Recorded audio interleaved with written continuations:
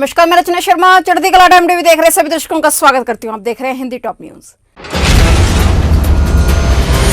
पश्चिम बंगाल विधानसभा चुनावों के महत्वपूर्ण 5वें चरण के लिए कड़ी सुरक्षा में आज मतदान शुरू हो गए हैं। राज्य विधानसभा की 294 सीटों में से 45 सीटों पर मतदान है, जिसमें मतदाता 319 उम्मीदवारों के भाग्य को चुनावी पेटी में बंद करेंगे। इस चरण में सत्तारूढ़ तृणमूल कांग्रेस के प्रदर्शन को महत्वपूर्ण माना जा रहा है, जिससे मुख्यमंत्री ममता बनर्जी आगामी 2 मई को लगातार तीसरे कार्यकाल के लिए बंगाल की मुख्यमंत्री के रूप में वापसी करेंगी या नहीं, ये तय होगा।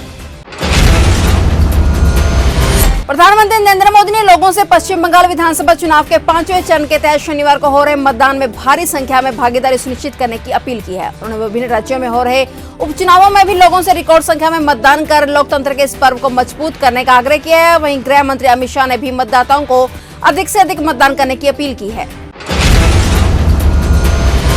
अमेरिका के इंडियाना राज्य में फेडेक्स फैसिलिटी में एक गोलीबारी के दौरान 4 सिखों सहित कम से कम 8 लोग मारे गए और 5 अन्य घायल हो गए।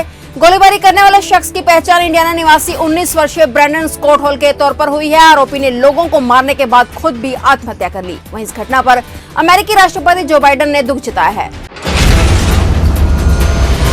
कोविड नियंत्रण को लेकर यूपी में योगी आदित्यनाथ सरकार अलर्ट मोड पर काम कर रही है। ऐसे में सीएम बड़े बड़े फैसले ले रहे हैं। इसी क्रम में उन्होंने सरकारी अस्पतालों, मेडिकल कॉलेजों और चिकित्सा संस्थानों में दवाइयां और उपकरणों की किल्लत न हो, इसके लिए 3 महीने तक बिना टेंडर के सरकारी अस्पताल, मेडिकल कॉलेज और चिकित्सा संस्थान दवाइयों और उपकरणों की खरीद कर सकेंगे।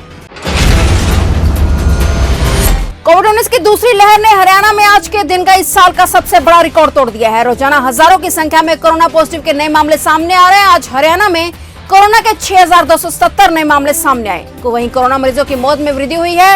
आज 20 कोरोना मरीजों की मौत हो गई, जिसके बाद कुल मृतकों की संख्या 3354 पर पहुंच गई है। हालांकि प्रदेश में कोरोना प्रतिरोधी टीकाकरण भी अपने चरम पर है। बीते 24 घंटे में हरियाणा में कुल 66,640 लोगों को वैक्सीन दी गई है।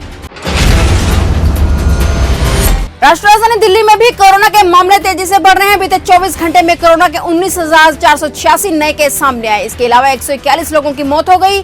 कोरोना से बिगड़ते हालात के बीच राजधानी में बीते शुक्रवार से वीकेंड कर्फ्यू की भी शुरुआत हो चुकी है। यह सोमवार की सुबह 6 बजे तक लागू रहेगा। वीकेंड कर्फ्यू के चलते कल से ही दिल्ली में shopping mall, gym, spa, auditorium, assembly hall, entertainment park बंद पड़े हैं। हालांकि दिल्ली मेट्रो, बस, ऑटो, टैक्सी जैसी सार्वजनिक परिवहन सुविधाएं अपने तय समय से चलेंगी, लेकिन उनमें केवल उन्हें ही आने जाने की अनुमति होगी जिन्हें नाइट कर्फ्यू के दौरान आने जाने की अनुमति मिली है। कोरोना वायरस प्रकोप के बीच उत्तराखंड के हरिद्वार में चल रहे कुंभ को लेकर बहस जारी है। इस बीच प्रधानमंत्री नरेंद्र मोदी ने कुंभ को प्रतीकात्मक रूप से मनाए जाने की अपील की है। साथ ही पीएम ने आचार्य महामंडलेश्वर स्वामी अवधेशानंद गिरी से चर्चा की है। इजराइल के विदेश मंत्री गबी अशकेनाजी ने कहा है कि उनका देश ईरान को परमाणु हथियार प्राप्त करने से रोकने के लिए अपनी हर संभव शक्ति का इस्तेमाल करेगा। साइप्रस, ग्रीस और संयुक्त अरब अमीरात के विदेश मंत्रियों के साथ बैठक के बाद अशकेनाजी ने कहा है कि इजराइल अपनी संप्रभुता या नागरिकों को नुकसान पहुंचाने के किसी भी प्रयास के खिलाफ खुद का बचाव करने के लिए दृढ़ संकल्पित है। देश में कोरोना की दूसरी भयावह लहर ने रेल यात्रा पर भी ब्रेक लगाना शुरू कर दिया है। ट्रेनों में यात्रियों को कोरोना महामारी की दूसरी सबसे अधिक खतरनाक लहर के कहर से बचाने के लिए झांसी रेल मंडलों के अफसरों ने यात्रियों के हित में बड़ा फैसला लिया है। पूर्वी भारत और उत्तर भारत के तमाम राज्यों में जाने वाली ट्रेनों को लेकर रेलवे के अफसरों ने लंबी दूरी के साथ पैसेंजर ट्रेनों के संचालन पर रोक लगाने का फैसला किया है। साउथ सिनेमा के दिग्गज एक्टर और कॉमेडियन विवेक का 59 साल की उम्र में चेन्नई के अस्पताल में निधन हो गया। अस्पताल की तरफ से जारी मेडिकल बुलेटिन में बताया गया कि तड़के सुबह 4:35 पर उन्होंने दुनिया को अलविदा कह दिया। एक दिन पहले शुक्रवार को उन्हें सीने में दर्द की शिकायत के बाद अचेत होने पर चेन्नई के एक अस्पताल में भर्ती कराया गया था। और अपडेट्स लेकर फिर से हाजिर होंगे, क्योंकि समाचार का सिलसिला यहाँ कभी नहीं थमता।